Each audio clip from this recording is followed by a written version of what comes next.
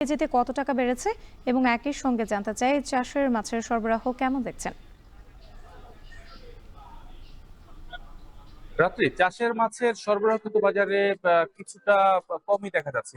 তাছাড়া যেহেতু চাঁদপুরের পদ্মা মেঘনা থেকে একটা বৃহৎ অংশ মাছের যোগান দিয়ে থাকে এই অঞ্চলের মানুষের জন্য, সেখানে কিন্তু 2 মাস মার্চ এপ্রিল 2 মাস যে জাটকা অভয়াশ্রম চলছে, সেই অভয়াশ্রম কর্মসূচির কারণে কিন্তু নদীতে সকল ধরনের মাছ ধরা কিন্তু নিষেধাজ্ঞা দিয়েছে সরকার। এর ফলে কিন্তু চাষের মাছের উপরে কিন্তু নির্ভর করা লাগছে যারা ক্রেতা এবং বিক্রেতা রয়েছেন বাজারে, তাদের উভয়কেই। এই কারণে কিন্তু মাছের সরবরাহ চাহিদার তুলনায় কিন্তু কিছুটা কম রয়েছে, যার ফলশ্রুতিতে মাছের দাম কিন্তু বিভিন্ন প্রকারভেদে কিন্তু 20 থেকে 30 টাকা পর্যন্ত কেজিতে বেড়েছে।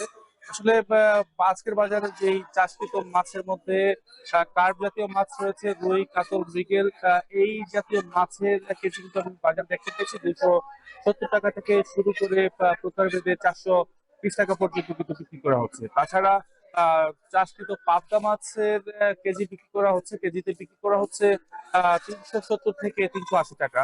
আর তেলাপিয়া মাছের কেজি দেখা যাচ্ছে 170 থেকে 220 টাকা পর্যন্ত কিন্তু বিক্রি করা হচ্ছে। আসলে আমি কথা বলেছিলাম যারা ব্যবসায়ী রয়েছে তাদের সাথে, তারা বলছেন যে মাছের সরবরাহ কিছুটা কম রয়েছে বাজারে। মূলত এখন এই সময়টাতে চাষকৃত মাছ, বিশেষ করে বা পুকুর কিংবা ঝিল রয়েছে বড়, সেই ধরনের জায়গা থেকে কিন্তু মাছ আসছে।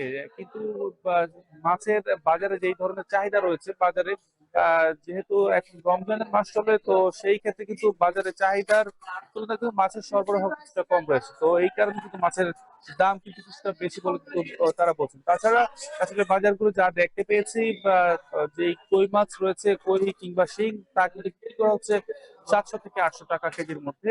তবে চাষকৃত শিং বিক্রি করা হচ্ছে 400 থেকে 500 টাকা কেজি দরে।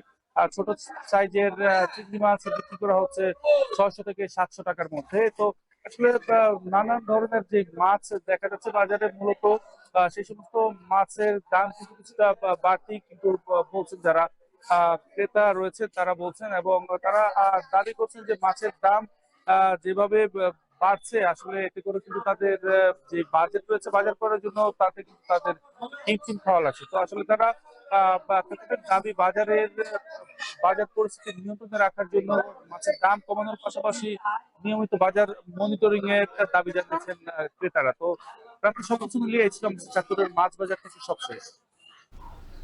চাঁদপুরের মাছ বাজার থেকে যুক্ত ছিলেন তালহা জুবের। বিরতির পর ফিরছি। সঙ্গেই থাকুন।